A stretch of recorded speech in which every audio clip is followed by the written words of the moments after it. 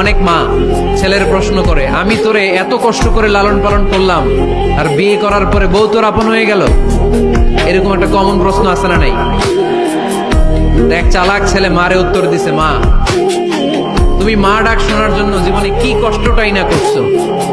আমারে তুমি 10 মাস 10 দিন পেটে ধারণ করছো, এত বড় বস্তা, খাইতে পারতা না, টয়লেটে যাইতে পারতা না, খালি বমি করতে, ওষুধ খাইতা। 10 মাস পেটে ধারণ করলা, 2 বছর দুধ খাওয়াইলা, আমার পেশাব পায়খানা পরিষ্কার করলা, এরপর 2 বছর বয়সে 3 বছর বয়সে আমার মুখে বোল ফুটলো, তখন আমি তোমারে ডাকতে শুরু করলাম মা মা।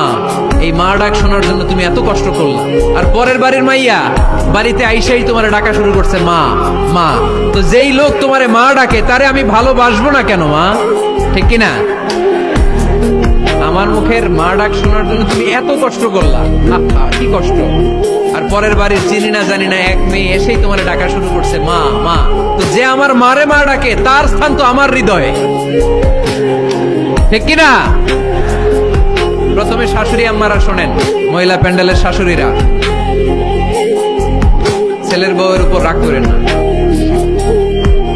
আপনার অনেক অভিজ্ঞতা আছে, বৌমার কোনো অভিজ্ঞতা আছে? নতুন এক্সপেরিয়েন্স নাই। বৌমাকে একটু সময় দেন, একটু গুছায় নিতে দেন, পারবে। রান্না ভালো হয় না, পারবে। ঘুম থেকে দেরিতে উঠবে আস্তে আস্তে। আপনাদের সাথে মানায় চলতে পারে না, পারবে, সব পারবে। আপনিও একদিন পারতেন না। আপনি যখন প্রথম বৌমা হয়ে গেছিলেন ওই কথাগুলো খেয়াল করেন, আপনার দিনগুলো তখন কেমন কেটেছিল। এজন্য পাড়া গায়ের শাশুড়ি আম্মারা, বউদের উপর জুলুম করেন না, অত্যাচার করবেন না। অনেক শাশুড়ি আছে পান থেকে চুন খসলে বদদোয়া দেয় বৌমারে, আছে না নাই? কিন্তু এটা কল্পনা করে না যে এটা আমার নিজের পেটে ধরা ছেলের বউ। এই মেয়ের বদদোয়া দিলে তো আমার ছেলের পরিবারের ক্ষতি, আমার নাতি নাতনিদের ক্ষতি। এই কমন যোগ বিয়োগটা বুঝে না। কষ্ট দিবেন না বৌমাকে, খেয়াল রাখবেন। আপনি যদি আপনার বৌমাকে কষ্ট দেন, আপনার নিজের মেয়েটাও বৌমা হয়ে আরেক বাড়িতে যাবে, সেও সেই একই কষ্টগুলো পাবে।